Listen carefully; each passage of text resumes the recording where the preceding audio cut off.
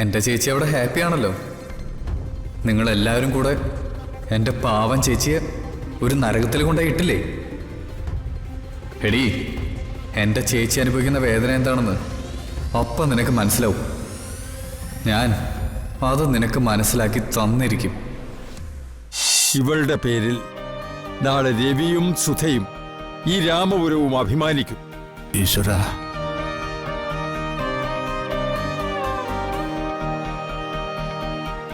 പഠിത്തത്തിന്റെ കാര്യത്തില് പ്രശ്നമൊന്നുമില്ല മുത്തശ്ശ. കല്യാണം കഴിഞ്ഞാലും പഠിക്കാൻ വിടാന്ന് അവര് പറഞ്ഞിരിക്കുന്നത്. അമ്മയൊക്കെ സംസാരിച്ചിട്ടുണ്ട്.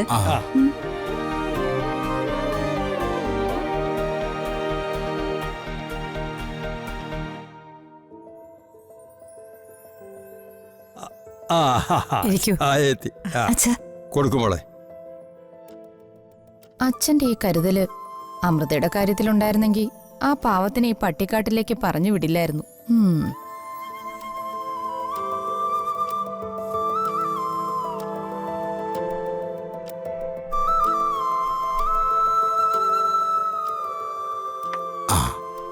നമ്പ്യാർ സാറേ, എങ്കിൽ പിന്നെ ഞങ്ങളങ്ങോട്ട്.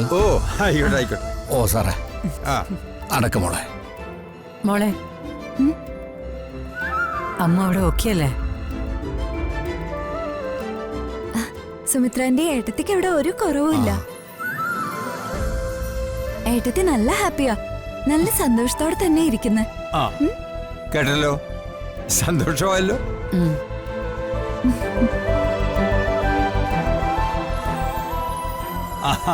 എന്നാ പിന്നെ ഞങ്ങൾ ഇറങ്ങിയാകട്ടെ എല്ലാവരും. ശരി.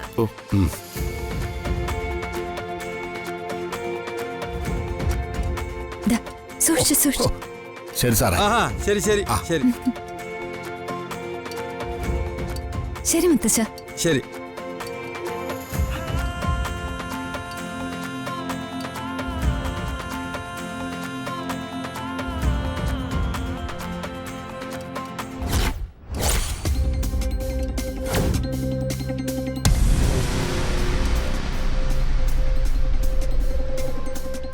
എൻ്റെ ചേച്ചി അവിടെ ഹാപ്പിയാണല്ലോ. നിങ്ങളെല്ലാവരും കൂടെ എൻ്റെ പാവം ചേച്ചിയെ ഒരു നരകത്തിൽ കൊണ്ടുപോയി ഇട്ടില്ലേ? എടീ, എൻ്റെ ചേച്ചി അനുഭവിക്കുന്ന വേദന എന്താണെന്ന് അപ്പം നിനക്ക് മനസ്സിലാവും. ഞാൻ അത് നിനക്ക് മനസ്സിലാക്കി തന്നിരിക്കും.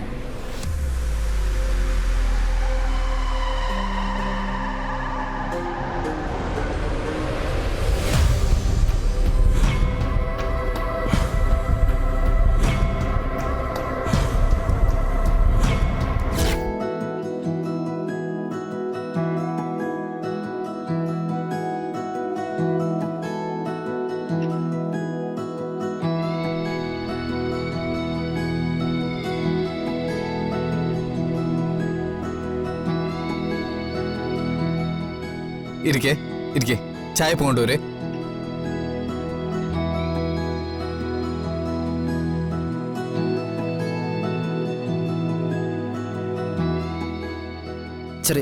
ചെറിയച്ഛൻ ഇവിടെ ഇരുന്നാ മതി. ബാക്കി കാര്യങ്ങളൊക്കെ ഞങ്ങൾ നോക്കിക്കോളാം കേട്ടോ. ശരി മോനെ. മണിക്കുട്ട, നീ അച്ഛന്റെ അടുത്ത് തന്നെ ഉണ്ടാവണം കേട്ടോ. ശ്രീ, ഇതാ വരുന്നു.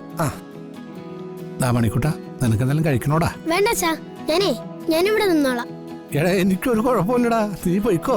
നിന്റെ കൂട്ടുകാർ കൊച്ചു പിള്ളേരൊക്കെ വന്നിട്ടുണ്ടാവില്ലേ, നീ ചെന്ന് അവരെ വിളിച്ചുകൊണ്ട് പോയി അവർക്ക് എന്തെങ്കിലുമൊക്കെ കഴിക്കാൻ കൊടുക്ക്. ചെല്ലടാ. ശരി അച്ഛാ. ചെല്ലുമോനെ.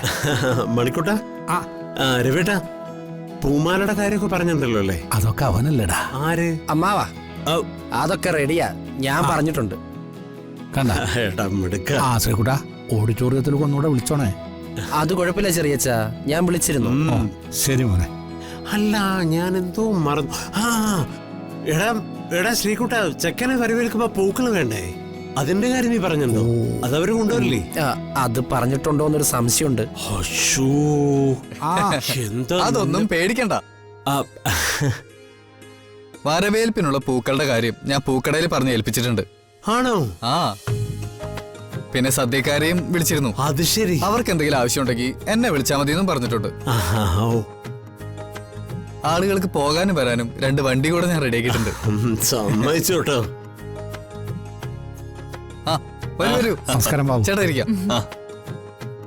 അവിടെ അങ്ങോട്ട്.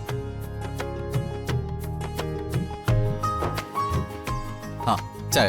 ഓ ചേട്ടാ ചായ. എന്ത് നല്ല പയ്യനല്ലേ രവേട്ട. എന്റെ രവേട്ട ഒന്ന് അവനെ നോക്കേ. സ്വന്തം കുടുംബത്തിന് നടക്കണ കാര്യം പോലെയല്ലേ അവരെ ഈ കല്യാണത്തിനുണ്ട് ഓടി നടക്കണേ. എടോ ഭരത, അച്യുതൻ നമ്പ്യാരുടെ കൊച്ചുമോനല്ലേ. ആ മനസ്സും മഹത്വം ഒക്കെ ആ കുടുംബത്തിലെ എല്ലാവർക്കും കാണും. ഇപ്പൊ നോക്ക്, നമ്മുടെ ശ്രീകുട്ടൻ ഭാഗ്യം ചെയ്തവനല്ലേ. അങ്ങനെ മഹത്തരമായ ഒരു കുടുംബത്തിൽ നിന്ന് ഒരു കുട്ടിയെ നമ്മുടെ വീട്ടിലേക്ക് കിട്ടിയില്ലടാ.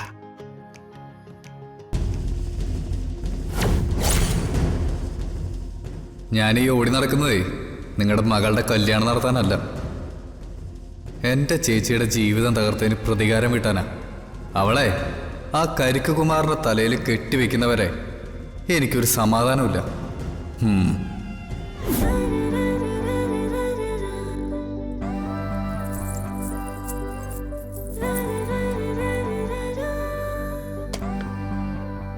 സ്വർണം കുറച്ചേ ഉള്ളല്ലോ. ബാക്കിയൊക്കെ 1 ഗ്രാം ഗോൾഡ് ആണല്ലേ? ഈ ഡ്രസ് നന്നായിട്ടുണ്ട്. ഇതിന് കുറെ കാശായി കാണുമല്ലോ. ഇത് ആ പയ്യന്റെ വീട്ടുകാരുടെ സമ്മാനമായിരിക്കല്ലേ? അല്ലല്ല, ഇത് മാളുവിന് വേണ്ടി നമ്പ്യാർ സാർ വാങ്ങി നൽകിയതാ. അപ്പൊ സ്വർണ്ണോ? ഈ റോൾഡ് ഗോൾഡിന്റെ കാര്യമൊക്കെ ചെക്കന്റെ വീട്ടുകാർക്ക് അറിയോ? നമ്മുടെ സാഹചര്യങ്ങളൊക്കെ കുമാറിന്റെ വീട്ടുകാർക്ക് അറിയാവുന്നതല്ലേ. പിന്നെ കല്യാണത്തിന് മോളിടേണ്ട സ്വർണ്ണമെല്ലാം അവര് തന്നെയല്ലേ കൊണ്ടുവരുന്നത്. എന്തായാലും മാള് ഭാഗ്യം ചെയ്ത കൊച്ച. നല്ലൊരു പയ്യനെയും കിട്ടി. സ്വർണത്തിന്റെ കാര്യവും കല്യാണ ചെലവും ഒക്കെ അവര് തന്നെ നോക്കുകയും ചെയ്യും. ഹാ, ഓരോ പെൺകുട്ടികൾക്ക് എന്തെല്ലാം ഭാഗ്യമാ വരുന്നേ. സാവിത്രി, കല്യാണം എന്നൊക്കെ പറയുന്നത് ഒരു യോഗ. അത് നടക്കേണ്ട സമയത്ത് അങ്ങ് നടക്കും.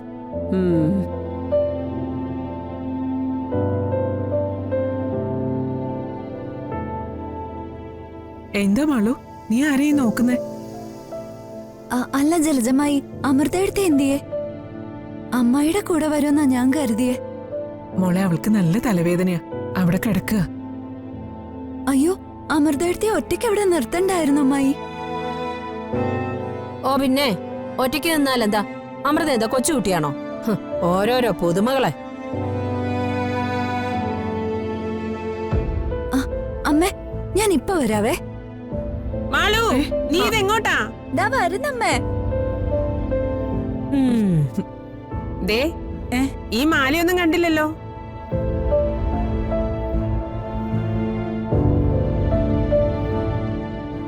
ശ്രീയേട്ടൻ ഇത് എവിടെ പോയി?